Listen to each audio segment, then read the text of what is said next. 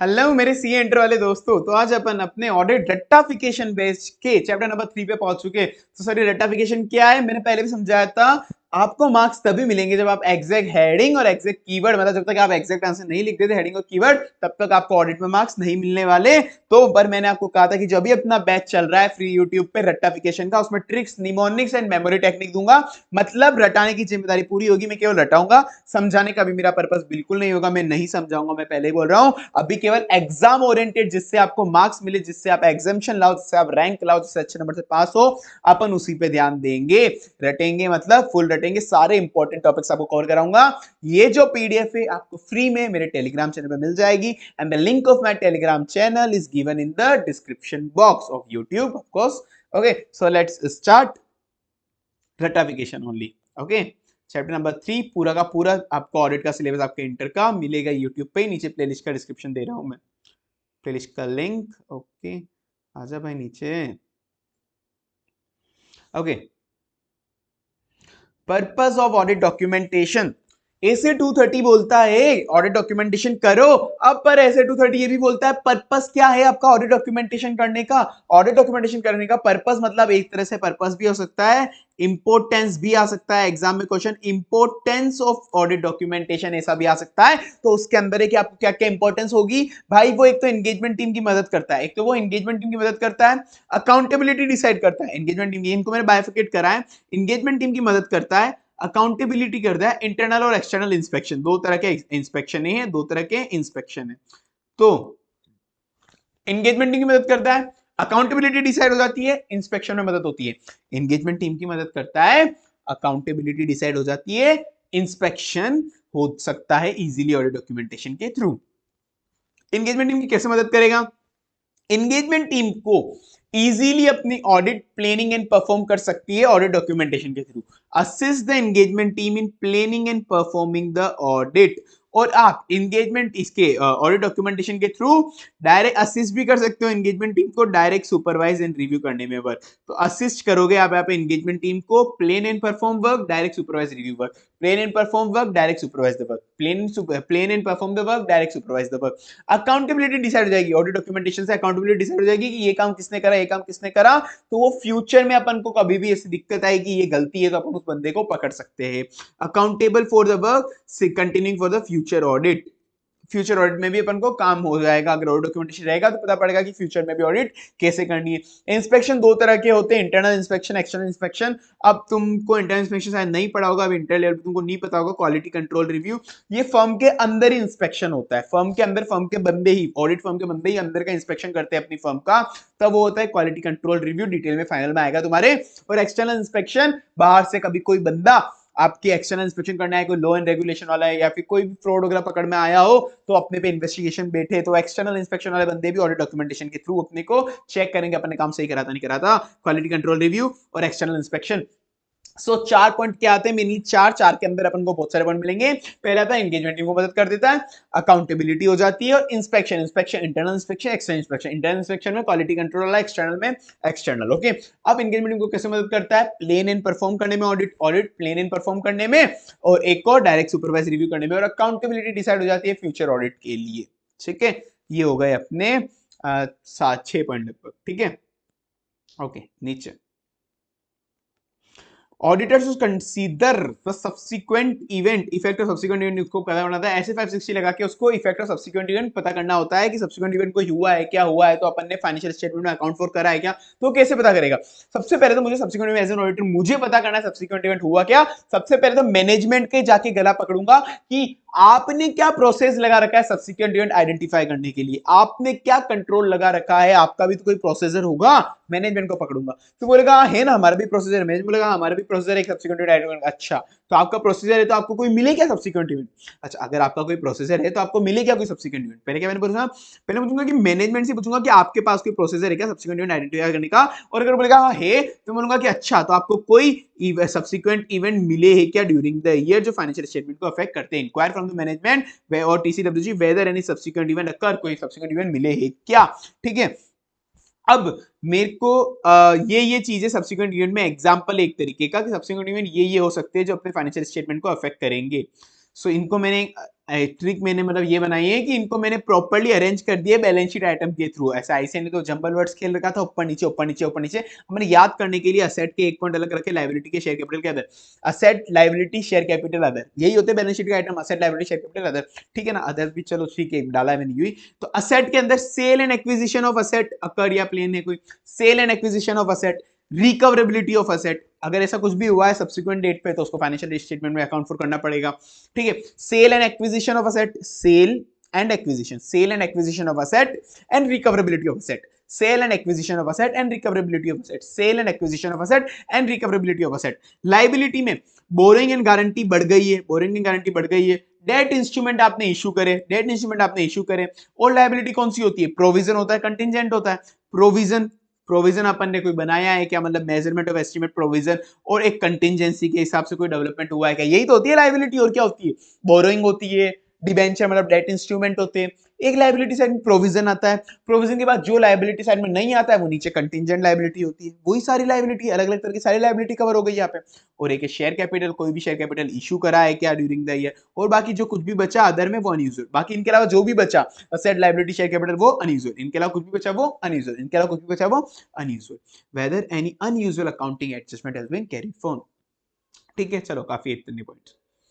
अब मैं मिनट्स भी रीड करूंगा, इंटरनल इंटरिम फाइनेंशियल स्टेटमेंट भी रीड करूंगा। मिनट्स कौन सी रीड करूंगा, जस्ट जैसे ही फाइनेंशियल स्टेटमेंट साइन हुए, मतलब फाइनेंशियल स्टेटमेंट बने after the date of financial statement, उसके जस्ट बाद जो भी मीटिंग हुई है उसके मिनट्स में पढ़ूंगा, और लेटेस्ट इंटरिम फाइनेंशियल स्टेटमेंट भी पढ़ूंगा, लेटेस्ट इंटरिम फाइनेंशियल स्टेटमेंट भी पढ़ूंगा। तो मैंने सबसे पहले मैनेजर से पूछा आपके यहाँ पे कोई प्रोसीजर है क्या, आपके यहाँ पे कोई प्रोसीजर है क्या सब्सिक्वेंट यूनिट आइडेंटिफाई करने का, बोले कहा है, तो मैं बोलूंगा अच्छा तो कोई उनसे इंक्वायरी करूंगा, अच्छा तो कोई इवेंट मिला है क्या आपको, फिर वो मैंने asset liability share capital other के हिसाब से बांट दिया, उसके हिसाब से उसके बाद में मिनट्स ऑफ मीटिंग भी पढ़ूंगा, लेटेस्ट जो भी फाइनेंशियल स्टेटमेंट की जस्ट बाद हुई है, और मैं इंटरिम फाइनेंशियल स्टेटमेंट भी पढ़ूंगा लेटेस्ट वाले। Got it. चलो नीचे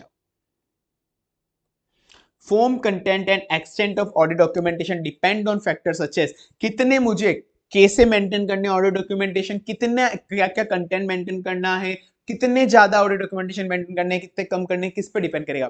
तो सबसे पहले तो ये सब वैसे जनरली ये पहले तो एक ऑडिट डॉक्यूमेंटेशन की डेफिनेशन आती है, तुमको पढ़ता हो ये, इसलिए मैंने ऊपर डाली नहीं मेरे नोट्स में। ऑडिट डॉक्यूमेंटेशन की डेफिनेशन पता है, audit procedure perform, audit evidences obtained and conclusion reached, पता होगा मेरे हिसाब से तुमको, तुमने एक बार पढ़िएगा 110% तुमको पता होगा। ऑडिट प्रोसीजर परफॉर्म, ऑडिट का जो प्रोसीजर मैंने परफॉर्म करा है, audit evidences obtained, audit procedure perform करने से मुझे ऑडिट एविडेंसेस मिले, audit procedure perform, audit evidences obtain, and audit evidence के हिसाब से मैंने कंक्लूजन बनाया, कंक्लूजन रीच्ड, तीनों लाइन वाइज है, audit procedure perform, conclusion reached and sorry audit evidences perform and audit procedure perform, audit evidences obtain and conclusion reached, ये line wise चल रहा है अपना, ठीक है। तो अब जो डेफिनेशन होती है ना उसी को, एक तो उन्हीं के हिसाब से ये तीनों के तीनों डेफिनेशन के पॉइंट है वही यहाँ पे आ जाएंगे आंसर के अंदर। Nature of audit procedure perform उस पर डिपेंड करेगा कितने डॉक्यूमेंटेशन लगाने, audit of evidences obtain, conclusion reached. उसके बाद मेरे को देखना पड़ेगा एंटिटी कैसी है, मेरे को क्या देखना पड़ेगा, एंटिटी कैसी है, एंटिटी कॉम्प्लेक्स है या फिर इजी है, बड़ी है, छोटी है, एंटिटी कैसी है, एंटिटी में रिस्क कैसी है, एंटिटी कैसी है, एंटिटी में रिस्क कैसी है, अगर रिस्क ज्यादा है तो उस हिसाब से मैं ऑडिट प्रोसीजर और मेथोडोलॉजी लगाऊंगा, अगर रिस्क ज्यादा है तो उस हिसाब से मैं ऑडिट प्रोसीजर और मेथोडोलॉजी लगाऊंगा। मुझे क्या देखना है, एंटिटी कैसी है, मतलब कंपनी कैसी है, size and complexity of entity, size and complexity of entity, entity कैसी है, क्या उसमें रिस्क ज्यादा है क्या, risk of material misstatement and exception, company कैसी है, size and complexity, size and complexity company कैसी है, मतलब साइज एंड कॉम्प्लेक्सिटी क्या उसमें रिस्क ज्यादा है क्या, risk of material misstatement and exception, company कैसी है, क्या उसमें रिस्क ज्यादा है क्या, अगर ऐसा है तो मैं उस हिसाब से ऑडिट प्रोसीजर और मेथोडोलॉजी लगाऊंगा, nature of audit procedure and methodology उस हिसाब से लगाऊंगा। ओके नीचे इंपॉर्टेंस ऑफ डॉक्यूमेंटेशन ऊपर कवर हो गया था, वापस मैं यहाँ पर गलती नोट्स में आ गया। Following thing should form part of audit documentation, audit documentation में क्या क्या आना चाहिए, ये चीजें तो आनी ही आनी चाहिए ऑडिट डॉक्यूमेंटेशन के अलावा, बहुत सारी तरह की चीजें होती है पर ये तो आनी आनी चाहिए। ए डॉलर, क्या अ डॉलर, ऑडिट डॉक्यूमेंटेशन में क्या होना चाहिए, अ डॉलर, ऑडिट डॉक्यूमेंटेशन कितने का होना चाहिए, a dollar, audit documentation a dollar, audit documentation कितने का होना चाहिए, अ डॉलर, ऑडिट डॉक्यूमेंटेशन में क्या क्या चीजें आनी चाहिए, अ डॉलर, ऑडिट डॉक्यूमेंटेशन में क्या क्या चीजें आनी चाहिए, अ डॉलर, डॉलर वाले रुपए और डॉलर होते हैं ना, और रुपए और यूएसए वाले डॉलर, डॉलर वो वाले डॉलर, और डॉक्यूमेंटेशन क्या क्या चीज आनी चाहिए, और डॉक्यूमेंटेशन में डॉलर आना चाहिए, डॉक्यूमेंटेशन क्या आना चाहिए, डॉलर आना चाहिए, और डॉक्यूमेंटेशन क्या आना चाहिए, अ डॉलर, और डॉक्यूमेंटेशन में अ डॉलर आना चाहिए। ये मतलब agreement with the management, management से जो भी एग्रीमेंट है regarding scope, change in scope of service वगैरह सब कुछ वो आना चाहिए। डिस्कशन विद द एंटिटी की डिसीजन मेकर वो भी आना चाहिए। Other report as specified in the engagement agreement. L से लेटर मतलब audit documentation access letter, audit documentation access letter. A से ऑडिट कमिटी मतलब documentation of audit committee pre approval service, जो ऑडिट डॉक्यूमेंटेशन ऑडिट कमिटी ने audit के अलावा भी जो अदर सर्विसेज अपन को अप्रूव करेगी, आप ये भी कर सकते हो वो वाला। आर से report, auditor report on entity financial statement, auditor report on entity financial statement. R से रिपोर्ट अ डॉलर। ए से agreement with the management. D से discussion with the entity. A से ऑडिट डॉक्यूमेंट सॉरी ए से agreement with the management. D से discussion with the entity की decision maker. O से other report, O से other report D O L. L से letter, L से letter D O L A. यहाँ पे spelling में तुम ध्यान रखना है, यहाँ पे A D O L A R A, मतलब कोई भी ऊपर नीचे मत करना, ई मत लगाना, डबल एल मत लगाना, ठीक है। ए से ऑडिट कमिटी, ऑडिट कमिटी ने जो प्री अप्रूव सर्विसेज रखी है। आर से audit report, auditor report, auditor report, ठीक है। ए से एग्रीमेंट विद द मैनेजमेंट, ए से agreement with the management. D से डिस्कशन विद द एंटिटी की डिसीजन मेकर। ओ से अदर रिपोर्ट, ओ से अदर रिपोर्ट। एल से लेटर, एल से लेटर। ए से ऑडिट कमेटी का प्री अप्रूवल, ए से ऑडिट कमेटी का प्री अप्रूवल। और आर से रिपोर्ट, ऑडिटर की रिपोर्ट। तो ए से दो हो गए, एक तो एग्रीमेंट विद द मैनेजमेंट और एक ए से audit committee. Agreement with the management और एक audit committee, agreement with the management और ऑडिट कमेटी। Got it. तो ऑडिट डॉक्यूमेंटेशन में क्या क्या आना चाहिए? A dollar. ऑडिट डॉक्यूमेंटेशन में क्या क्या आनी चाहिए? अ डॉलर, ठीक है। चलो नीचे, documentation of significant matter and related professional judgement. Significant documentation, significant matter and related significant professional judgement, मतलब ये चीजें सिग्निफिकेंट, जो जो सिग्निफिकेंट चीजें, सिग्निफिकेंट मैटर है, तो वो क्या क्या कौन कौन सिग्निफिकेंट मैटर है जो रिकॉर्ड करने हैं आपको अपने ऑडिट डॉक्यूमेंटेशन में मेंटेन करने। तो ये सिग्निफिकेंसी, 2 पॉइंट सिग्निफिकेंसी बन गया, जो क्वेश्चन है ना उसी से 2 बार सिग्निफिकेंट हो गया, सिग्निफिकेंट सिग्निफिकेंट। तो ये 2 पॉइंट यहाँ से ही बन गए, 2 सिग्निफिकेंट।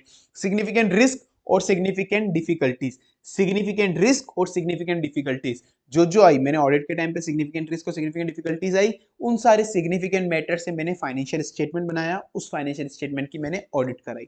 इन सारे सिग्निफिकेंट चीजों से मैंने फाइनेंशियल स्टेटमेंट बनाया, इस फाइनेंशियल स्टेटमेंट की मैंने ऑडिट कराई। सीक्वेंस टाइप जम रहा है ना, सिग्निफिकेंट मैटर से मैंने फाइनेंशियल स्टेटमेंट बनाया और उस फाइनेंशियल स्टेटमेंट से मैंने ऑडिट कराई, मतलब ऑडिट रिपोर्ट इशू करी। तो सिग्निफिकेंट 2 हो गए, एक तो 2 क्वेश्चन से ही यहाँ पे मैच हो गया, significant risk, significant difficulty. Financial statement में वो ऑडिट प्रोसीजर जिनकी वजह से मेरे फाइनेंशियल स्टेटमेंट से मुझे पता पड़ा कि फाइनेंशियल स्टेटमेंट में गलती है, वो मुझे डॉक्यूमेंट करना पड़ेगा। ऑडिट रिपोर्ट, ऐसी कोई भी फाइंडिंग जिससे ऑडिट रिपोर्ट क्वालिफाई करनी पड़ रही है मुझे, या ईओएम ओएम पेरा डालना पड़ रहा है, तो वो वाली चीज मुझे संभाल के रखनी पड़ेगी ऐसी वाली फाइंडिंग ऑडिट रिपोर्ट के अंदर, ठीक है। चलो नीचे, एक्सटर्नल कंफर्मेशन कहाँ कहाँ चाहिए होती है, इनको मैंने बांट दिया है।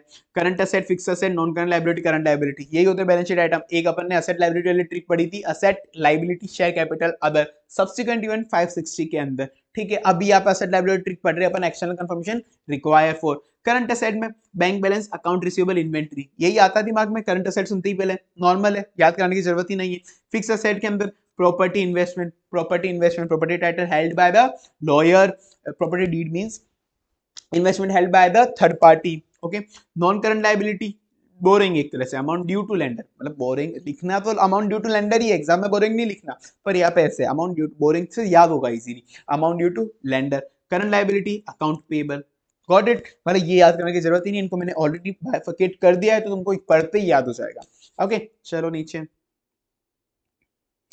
significant difficulties encountered during the audit, significant difficulties ऐसे 260 communication with the TCWG, TCWG को मैं बताऊंगा कि मेरे को significant difficulties हो रही है। मेरे को significant difficulties के अंदर क्या क्या इंक्लूड होगा, मेरे को इंक्लूड होगा कि मैनेजमेंट डाटा ही नहीं दे रहा है, मैनेजमेंट डाटा ही नहीं दे रहा है, वो बोल रहा है कि ये इन्फॉर्मेशन तो अवेलेबल है ही नहीं, या फिर ये इन्फॉर्मेशन तो अवेलेबल है ही नहीं, मैनेजमेंट डाटा ही नहीं दे रहा है, वो बोल रहा है ये इन्फॉर्मेशन अवेलेबल है ही नहीं, या दे रहा है तो बहुत धीरे धीरे दे रहा है, बहुत धीरे धीरे दे रहा है, इस वजह से मुझे बहुत ज्यादा एफर्ट्स डालने पड़ रहे हैं ऑडिट में, इस वजह से मुझे बहुत ज्यादा एफर्ट्स डालने पड़ रहे हैं ऑडिट में, और ऑडिट का टाइम खिंचता जा रहा है, ऑडिट का टाइम खिंचता जा रहा है, खिंचता चला जा रहा है। सो या तो मैनेजमेंट डाटा ही नहीं दे रहा है, क्योंकि वो बोल रहा है कि ये इन्फॉर्मेशन तो हमारे पास अनअवेलेबल है, अवेलेबल है ही नहीं, या फिर दे रहा है तो बहुत डिले करके दे रहा है, दे रहा है तो बहुत ज्यादा डिले करके दे रहा है। इस वजह से मुझे एज एन ऑडिटर बहुत एफर्ट्स डालने पड़ रहे हैं ऑडिट के अंदर, बहुत ज्यादा एफर्ट डालने पड़ रहे हैं मुझे ऑडिट के अंदर, और इस वजह से मेरे ऑडिट का टाइम खिंचता चला जा रहा है, ऑडिट का टाइम मेरे से खिंचता चला जा रहा है। मैनेजमेंट डाटा नहीं दे रहा है, रिस्ट्रिक्शन लगा रहा है management, restriction impose by the management, restriction impose by the management मतलब अलग जाएगा इसका, पर याद ऐसे ही करना है एक बार, रिस्ट्रिक्शन लगा रखी है मैनेजमेंट ने अपन पे कोई भी। मैनेजमेंट डाटा ही नहीं दे रहा है, वो बोल रहा है कि डाटा अनअवेलेबल है, डाटा अनअवेलेबल है, या फिर दे रहा है तो बहुत धीरे धीरे दे रहा है, डिले इन प्रोवाइडिंग इन्फॉर्मेशन। इस वजह से मुझे बहुत ज्यादा अनएक्सपेक्टेड एफर्ट्स डालने पड़ रहे हैं एविडेंस ऑब्टेन करने के लिए, और इस वजह से मेरा ऑडिट का टाइम खिंचता चला जा रहा है, unnecessary brief time to complete the audit. Procedure for external confirmation, इसे 505 बोलता है एक्सटर्नल कंफर्मेशन के लिए आपको कौन सा प्रोसीजर लेना है, मतलब क्या प्रोसीजर आपको फॉलो करना है, एक्सटर्नल कंफर्मेशन आपको कैसे लाना है। बहुत नॉर्मल है, इसको याद करने की जरूरत ही नहीं है, मुझे बस क्या करना है, अगर तुमको कभी कंफर्मेशन लेना हो, तुम खुद का अज्यूम करो कि तुमको डेटर का कंफर्मेशन लेना है, डेटर का कंफर्मेशन देना है सामने वाले डेटर को कि भाई जो मेरी बुक्स में दिख रहा है मेरे क्लाइंट की उतना ही है ना। तो एक्चुअली नॉर्मल सोचो, पहले देखो किस इंफॉर्मेशन का तुमको कंफर्मेशन लेना है, मतलब डेटर बैलेंस का किस पार्टी से लेना है, किस इंफॉर्मेशन का लेना है, किस पार्टी से लेना है, ठीक है, किस इंफॉर्मेशन का लेना है, किस पार्टी से लेना है। तो एक नॉर्मल सा मैं ड्राफ्ट कर दूंगा कंफर्मेशन रिक्वेस्ट, और अगर नहीं आया तो मैं उनसे फॉलो अप करता रहूंगा, भाई दे दे, भाई दे दे, कंफर्मेशन दे दे। नॉर्मल यही प्रोसेस है बस, और कुछ भी नहीं है। कौन सी इंफॉर्मेशन का, लाइक मैंने डेटा का तुमको एग्जांपल दिया था, कौन सी इंफॉर्मेशन का कंफर्मेशन लेना है और किस पार्टी से कंफर्मेशन लेना है, कौन सी इंफॉर्मेशन का लेना है, किस पार्टी से लेना है, उसको मैं एक कंफर्मेशन रिक्वेस्ट अच्छी सी ड्राफ्ट करके भेज दूंगा, तो उसको फॉलो अप करता रहूंगा, भाई मुझे दे दे दे दे, दे, दे मुझे confirmation they they. Got it, चलो नीचे। टाइप ऑफ असर्शन, असर्शन समझते हो, आप नहीं समझते हो तो मुझे नहीं पता, अभी मैं समझाने नहीं बैठूंगा, अभी मेरे पास टाइम नहीं है, ठीक है। तो असर्शन, असर्शन देखो कुल मिला के 3 चीजों पे देखने होते हैं अपन को। असेट्स मतलब एक तरह से बैलेंसेस जो होते हैं अपने, बैलेंसेस, अब वो असेट लायबिलिटी कुछ भी हो सकता है, बैलेंसेस पी एंड एल के आइटम, जो पी एंड एल में जो इवेंट हो चुके हैं, इवेंट एक तरह के सेल परचेज एक्सपेंस कुछ भी तरह के इवेंट, तो वो क्लास ऑफ ट्रांजेक्शन कोई हो चुका है, या फिर उसका ट्रांजेक्शन हो चुका है, ट्रांजेक्शन, या फिर कोई क्लोजिंग बैलेंस पड़ा है बैलेंस शीट में, या फिर प्रेजेंटेशन डिस्क्लोजर, 3 तरह पे असर्शन होते हैं। तो अब ट्रांजेक्शन एंड इवेंट पे कौन से असर्शन चेक करने पड़ेंगे, कोकासी, कोकासी, कोकासी, कोकासी, कोकासी, कोकासी, कोको कोला वाली कोकासी, कोकासी। अकाउंट बैलेंस पे कौन सा सेशन चेक करने पड़ेंगे, आरसीवीई, आरसीवीई, आरसीवीई, आरसीवीई, आरसीवीई, आरसीवीई, आरसीवीई, आरसीवीई। और ये वाला प्रेजेंटेशन एंड डिस्क्लोजर पे कौन से असर्शन चेक करने पड़ेंगे, ये मेरे साथ बोलना, ओरोकू एवीसी, मेरे साथ बोल 3-4 बार, OROCU AVC, OROCU AVC, tone पे जाओ, इसकी टोन पे, OROCU AVC, OROCU AVC, OROCU AVC, OROCU AVC, tone पे जाओगे याद होगा, OROCU AVC, OROCU AVC, OROCU AVC. Done. Transaction वगैरह पे कोकासी, उसके बाद क्लोजिंग बैलेंस पे वगैरह पे, अकाउंट बैलेंस वगैरह पे आरसीबी, उसके बाद प्रेजेंटेशन डिस्क्लोजर पे ओरोकू एवीसी। अब कोकासी से कंप्लीटनेस, सी कंप्लीटनेस ये तुमको आते हैं वैसे, completeness, occurrence, accuracy, cut off, sorry classification रह गया, कोका सी ओ सी ए, कंप्लीटनेस, ओ से अकरेंस, सी से क्लासिफिकेशन, ए से एक्यूरेसी, कोका, सी से कट ऑफ, सी से कट ऑफ। इनका मिथलिंग अभी मैं मीनिंग नहीं समझाऊंगा, ओनली रेक्टिफिकेशन चल रहा है। Account balance, R C V E, R से राइट एंड ऑब्लिगेशन, सी से कंप्लीटनेस, अरे ध्यान रखना सी से यहाँ पे ना कंप्लीटनेस होता है, अकाउंट बैलेंस का हमेशा कंप्लीटनेस होता है, यहाँ पे क्लासिफिकेशन लगा देते कुछ कुछ बच्चे, भाई अकाउंट बैलेंस का क्लासिफिकेशन कैसे हो सकता है, तो ट्रांजैक्शन का होता है ना क्लासिंग बैलेंस, तो इसको अकाउंट बैलेंस तो हमेशा कंप्लीटनेस ही होगा, तो लॉजिकल चीज भी है, ठीक है ना। Right and obligation, completeness, R C V, V से वैल्यूएशन, ई से एक्जिस्टेंस, वी से वैल्यूएशन, ई से existence. OROCU AVC, O R O, ये एक साथ है इसलिए मैं इसे याद करा रहा हूं, OROCU AVC, OROCU AVC. occurrence right and obligation, occurrence right and obligation, occurrence right and obligation। CU कू से classification and understandability, classification and understandability। AV accuracy and valuation, accuracy and valuation, accuracy and valuation। C से completeness, C से completeness, okay। completeness Coca C, completeness, occurrence, classification, accuracy, C से cut off। RCVE right and obligation, completeness, valuation, allocation, allocation अभी ignore करो एक बार, valuation, existence। OROCU AVC, occurrence right and obligation, कू classification and understandability, ये कू C U वाला कू, OROCU classification understanding, AB accuracy and valuation, C से कंप्लीटनेस। ठीक है, चलो नीचे। Short note on physical attendance by auditor during inventory taking, ये क्वेश्चन है। मतलब फिजिकल अटेंडेंस ले रहा है ऑडिटर को, तो वैसे 501 के अकॉर्डिंग क्या क्या लेना पड़ेगा इन्वेंट्री पे? कुछ नहीं है।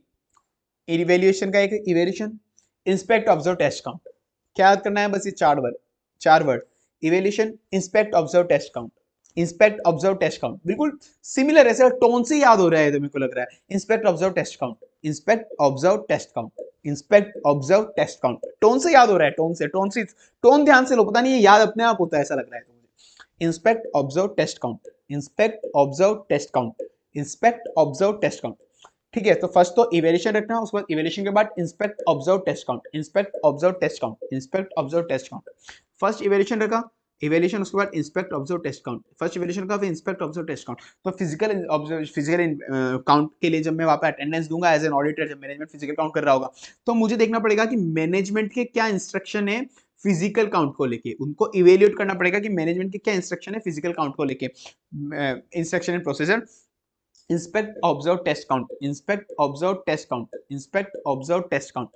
इंस्पेक्ट मतलब इंस्पेक्ट द इन्वेंट्री, इंस्पेक्ट मतलब इंस्पेक्ट द इन्वेंट्री, इंस्पेक्ट मतलब inspect the inventory, inspect observe, observe the performance of management count procedure, management का काउंट प्रोसीजर उसको ऑब्जर्व करना है। Inspect the inventory and observe the performance management count procedure. Perform test count, inspect observe test count, inspect observe test count, inspect observe test count, inspect the inventory, observe the performance of management count procedure, inspect observe test count, perform the test count. ठीक है, चलो नीचे। Matter relevant in planning attendance at physical inventory counting including, matter जो include है relevant for planning.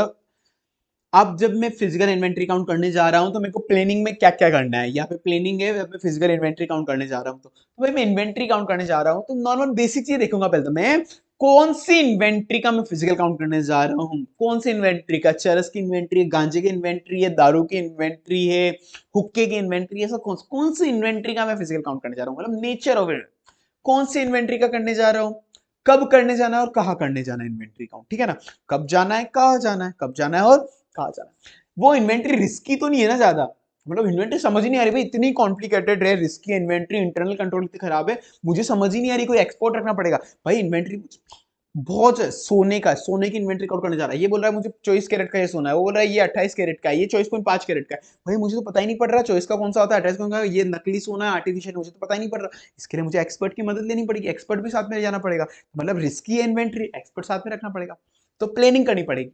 कौन सी inventory का observe करने जा रहा हूँ फिजिकल काउंट, कब जाना है, कहाँ जाना है, क्या इन्वेंट्री रिस्की है, इंटरनल कंट्रोल कम है, तो एक्सपर्ट को साथ में रखो। याद हो गया, समझ में आ गया। अब देखो कौन सी इन्वेंट्री का ऑब्जर्व करने आना है, कौन सी इन्वेंट्री, नेचर ऑफ इन्वेंट्री, जो मैंने बोला नेचर, सोना है, दारू है, चरस है, गाना है, जो गांजा है। स्टेज ऑफ कंप्लीशन और डब्ल्यूआईपी, डब्ल्यूआईपी मतलब जब तुम दारू बनाते हो तो उसको कुछ टाइम ऐसे गाड़ना पड़ता है ना किसी ड्रम वगैरह के अंदर, या बहुत टाइम तक उसको कुछ प्रोसेस होता है वो करना पड़ता है, तो डब्ल्यूआईपी होती है उस वक्त नहीं पीते, जितनी पुरानी होती है उतनी अच्छी होती है। ठीक है ना, तो nature of inventory, stage of completion, work in progress, कब करना है, कहाँ करना है, कौन सी इन्वेंट्री का स्टॉक काउंट करना है, कब करना है, कहाँ करना है, कब मतलब timing of physical accounting, timing कब, ईयर एंड पे करना है, मिड ऑफ द ईयर करना है, फलान डिग्री, कहाँ करना है, लोकेशन ऑफ इन्वेंट्री, कहाँ, लोकेशन कहाँ है उसकी। Risk and control, risk of sorry risk of material misstatement related to inventory, risk ज्यादा है क्या मटेरियल मिसस्टेटमेंट इन्वेंट्री पे, जो मैंने तुमको बोला रिस्क सोने पे ज्यादा है, बहुत ज्यादा रिस्क। अगर रिस्क ज्यादा है, इंटरनल कंट्रोल कमजोर है, तो मुझे एक्सपर्ट को रखना पड़ेगा, whether assistance of auditor expert is needed, बोला था मैंने, वही है। चलो नीचे आ जाओ। Auditor wanted to identify litigation and claim resulting to ROMM, risk of material misstatement। Auditor वो litigation और claim जानना चाहता है जिसमें risk of material misstatement ज्यादा हो। कुछ नहीं, बहुत नॉर्मल है, इसकी कोई ट्रिक नहीं है, नॉर्मल पढ़ोगे आ जाएगा अच्छे से। ऐसे कोई भी लिटिगेशन क्लेम है तो मेरे को क्या करना पड़ेगा, मैं लिटिगेशन क्लेम अगर समझे तो उन्होंने बुक में डाल ही नहीं देते, तो मुझे पता कैसे पड़ेगा लिटिगेशन क्लेम कोई है, बुक के अंदर डाल ही नहीं रहेगा, कंटीजेंसी में बता ही नहीं रहेगा, मुझे तो बस मैनेजमेंट से पूछूंगा, मैनेजमेंट के जो लीगल काउंसिल होंगे, लीगल एक्सपर्ट होंगे, उनसे पूछूंगा, मुझे पता कैसे पड़ेगा, और फाइनेंशियल स्टेटमेंट तो आ ही नहीं रहे वो, मैनेजमेंट से पूछ सकता हूँ ज्यादा से ज्यादा, तो मैं मैनेजमेंट से पूछ लूंगा, उनके जो लीगल काउंसिल वगैरह है उनसे पूछ सकता हूँ, और या फिर उनका जो लीगल एक्सपेंसेस का अकाउंट है तो मैं वो देख सकता हूँ कि लेजर उनका, कि उसमें कोई उन्होंने फीस दी है क्या किसी लीगल कंसल्टेंट वगैरह को, तो उससे आइडिया रख सकता है। नॉर्मल चीज है ना, नॉर्मल चीजें बोल रहा हूँ, ऐसा तो कुछ है नहीं। पहले मैं मैनेजमेंट से पूछ सकता हूँ, उसके लीगल काउंसिल से पूछ सकता हूँ, उसका लीगल एक्सपेंस अकाउंट चेक कर सकता हूँ, यही मेरे पास ऑप्शन है। या फिर अगर मैनेजमेंट की मीटिंग होगी तो मीटिंग के अंदर उन्होंने, मैं ध्यान से मिनट्स पढ़ूंगा कि उन्होंने कोई भी ऐसे लीगल केस वगैरह के बारे में डिस्कस करा है क्या, मीटिंग मिनट्स ऑफ मीटिंग में तो लिखा ही होगा अगर डिस्कस करा होगा, तो वो मिनट्स ऑफ मीटिंग भी मैं ध्यान से पढ़ूंगा। मैं केवल पूछ ही सकता हूँ, इंक्वायरी कर सकता हूँ मैनेजमेंट से, उसकी काउंसिल से, और बाकी रिव्यू के लिए तो मैं केवल एक्सपेंस का account, legal expense account check कर सकता हूँ और मिनट्स ऑफ मीटिंग चेक कर सकता हूँ। डन, ठीक है। अब मैटर द ऑडिटर में consider in determining extent of test of control, test of control कितना करना है और टेस्ट ऑफ कंट्रोल पे कितना रिलाई कर सकता हूँ मैं, टेस्ट ऑफ कंट्रोल पे कितना रिलाई कर सकता हूँ, कितना करना है, इसके लिए कि मैं कितना, मतलब मुझे किस क्या क्या चीज चेक करनी पड़ेगी। ऑडिटर टेस्ट ऑफ कंट्रोल के साथ फ्लर्ट करेगा, ऑडिटर टेस्ट ऑफ कंट्रोल के साथ फ्लर्ट करेगा, या फिर टेस्ट ऑफ कंट्रोल मेंटेन करने वाला या करने वाली के साथ फ्लर्ट करेगा। ऑडिटर टेस्ट ऑफ कंट्रोल के साथ फ्लर्ट करेगा, या फिर ऐसे को कि auditor test of control maintain करने वाला या करने वाली के साथ फ्लर्ट करेगा। ठीक है, तो ऑडिटर क्या करेगा, test of control extent of test of control से क्या, टेस्ट ऑफ कंट्रोल मेंटेन करने वाला या करने वाली से फ्लर्ट करेगा। ऑडिटर फ्लर्ट करेगा ऑडिटर टीओसी के साथ, ठीक है ना। FLERT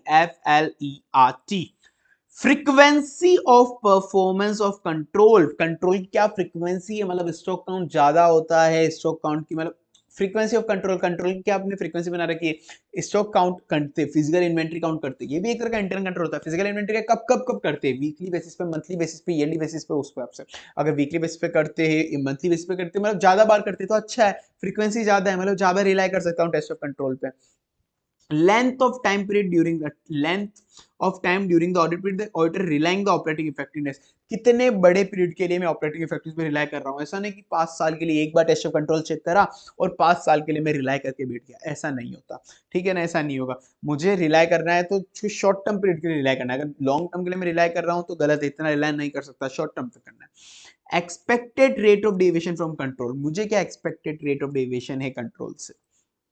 relevance and reliability of audit evidences, audit evidences जो मुझे बाकी टेस्ट ऑफ कंट्रोल टेस्ट करके मिले, ऐसा कुछ मिला, बाकी चीजें चेक करके मिला, उससे मुझे पता पड़ा होगा जब मैंने बाकी ऑडिट के प्रोसीजर लगाए, तो उन प्रोसीजर से मुझे आइडिया हो गया reliability of control, test of control का, कि हाँ यार बाकी चीजें एविडेंस वगैरह सब कुछ मिल रहा है, मतलब इनका कंट्रोल ही अच्छा है।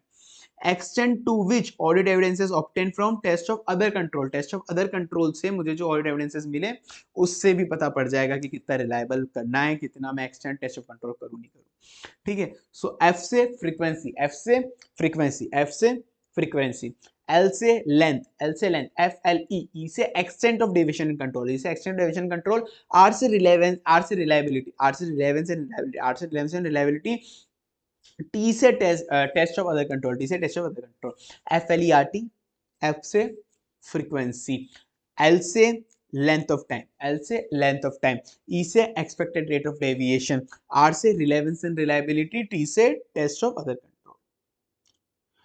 Auditor in determining whether it is appropriate, पिछले साल जो ऑडिट एविडेंसेस मिला था पिछले साल, मैं उस पर रिलाई कर सकता हूँ क्या, उस पर रिलाई कर सकता हूँ क्या प्रीवियस ऑडिट पे।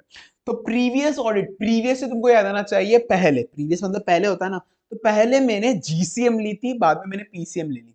पहले मैंने जीसीएम, पीसीएम वो नहीं होती क्या, फिजिक्स केमिस्ट्री मैथ्स वाली, तो जीसीएम होता है एक और होता होगा कुछ, तो पता नहीं, मेरे को ट्रिक बनाई थी तो मैं बना दिया, होता है जीसीएम भी कुछ होता होगा, तुम सर्च करना।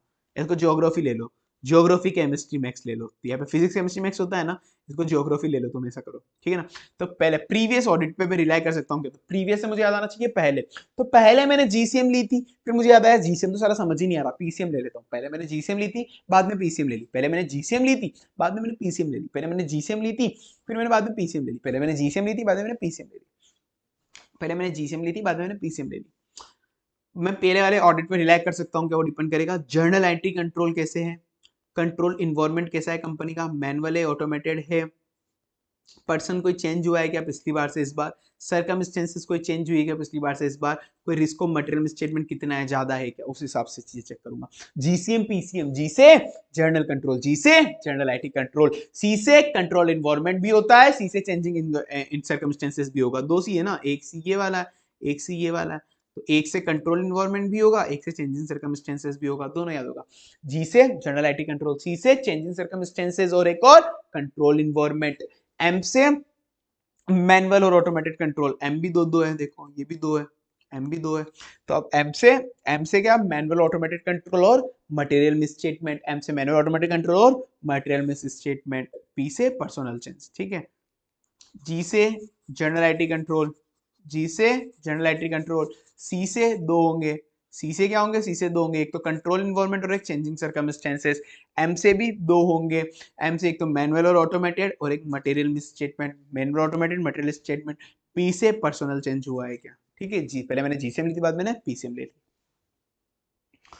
Evaluation of management expert, management expert work को मेरे को इवेल्युएट करना है ऐसे 500 पे, तो कैसे इवेल्युएट करूंगा, मेरे को इवेल्युएट करना है सीसीओ यूए, मेरे को क्या इवेल्युएट करना है, सीसीओ यूए, मेरे को क्या इवेल्युएट करना है, सीसीओ यूए, मेरे को क्या इवेल्युएट करना है मैनेजमेंट एक्सपर्ट का, सीसीओ यूए, मेरे को क्या इवेल्युएट करना है मैनेजमेंट एक्सपर्ट का, CCO UA, CCO UA, CCO UA, competency capability objectivity, objectivity, और फिर उसके बाद understanding and accuracy, understanding and accuracy, CCOUA competency capability objectivity, competency capability objectivity, ये तो क्या हो गया CCO, UA understanding and appropriateness, understanding of work of management expert and appropriateness of management expert work, okay. CCOUA competency capability objectivity, competency capability objectivity, U से understanding, A से appropriateness. सो मैं competency capability objectivity कैसे check करूंगा management expert की, मेरे को कुछ नहीं करना है, जाके मैनेजमेंट एक्सपर्ट के पास ही बैठ जाऊंगा, उससे डिस्कशन करूंगा कि भाई, उससे डिस्कशन करूंगा कि भाई तेरी क्वालिफिकेशन क्या है, तूने कितनी क्वालिफिकेशन क्या है, तूने आज तक कभी बुक्स वगैरह छापी है क्या, ये मैं उसी से डिस्कस करूंगा, और मैं दूसरों से भी डिस्कस कर लूंगा जो उसको जानते हैं, जो उसको जानते हैं, और बाकी मैंने कभी पहले उसका काम यूज लिया होगा तो वो भी मैं पता कर लूंगा कि उसकी कंपिटेंसी कैपेबिलिटी ऑब्जेक्टिविटी क्या है, मैं उसी से डिस्कस करूंगा कि भाई तेरी क्वालिफिकेशन क्या है, तूने आज तक कभी बुक्स वगैरह पब्लिश करी है क्या, और मैं बाकी दूसरे जने जो उसको जानते हैं उससे भी डिस्कस कर लूंगा, और अगर मेरा कोई पहले का एक्सपीरियंस है उसके साथ तो उससे भी पता कर लूंगा कि मैं उसका सीसीओ क्या है, okay. Method of collecting audit evidences, audit evidences के मेथड क्या होते हैं कलेक्ट करने के, ऐसे 500 ही बोलता है, आईसीएआई और आईसीएआई और आईसीएआई और आईसीएआई और आईसीएआई और आईसीआई और आईसीआई और method of audit evidence, audit evidences collect करने के मेथड आईसीआई ने दे रखे, और क्या चाहिए, method collect audit evidences collect करने के मेथड आईसीआई ने दे रखे, और क्या चाहिए, ऑडिट एविडेंसेस कलेक्ट करने के मेथड आईसीआई ने दे रखे, और क्या चाहिए, ऑडिट एविडेंसेस के कलेक्ट करने के मेथड आईसीआई ने दे रखे, और क्या चाहिए, आईसीएआई इंस्पेक्शन कंफर्मेशन, मतलब external confirmation, inspection confirmation analytical procedure inquiry, ICAI inspection confirmation analytical procedure inquiry, inspection confirmation analytical procedure inquiry, inspection confirmation analytical procedure inquiry, inspection confirmation analytical procedure inquiry, inspection confirmation analytical procedure inquiry, inspection confirmation analytical procedure inquiry,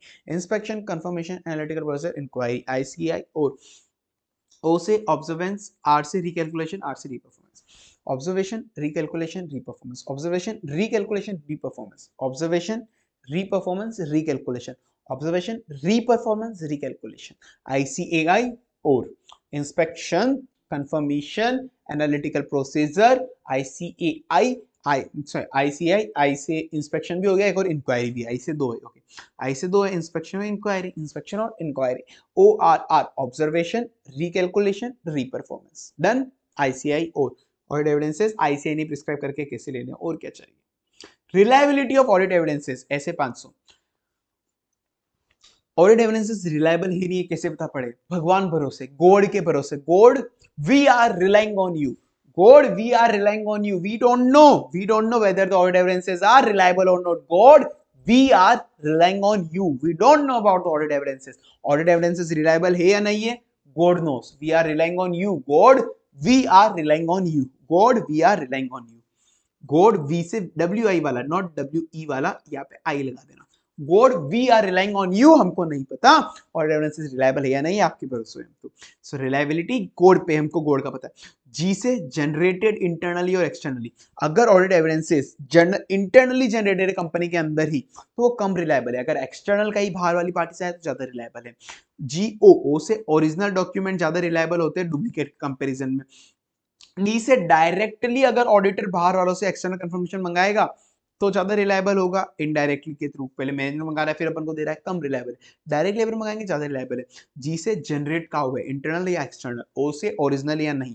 D से directly लिए या indirectly लिए। W से return या oral, और return ज्यादा reliable होते हैं। आई से इंडिपेंडेंट होना चाहिए तो ज्यादा रिलायबल होगा, जो सोर्स से जहां से अपन ऑडिट एविडेंसेस कलेक्ट कर रहे हैं वो इंडिपेंडेंट होना चाहिए। जी से जनरेट किधर हुआ, ओ से ओरिजिनल या नहीं है, डब्ल्यू से रिटर्न है या नहीं है, डी रह गया ना, डी से डायरेक्टली लिए नहीं लिए, आई से इंडिपेंडेंट है या नहीं है। डन,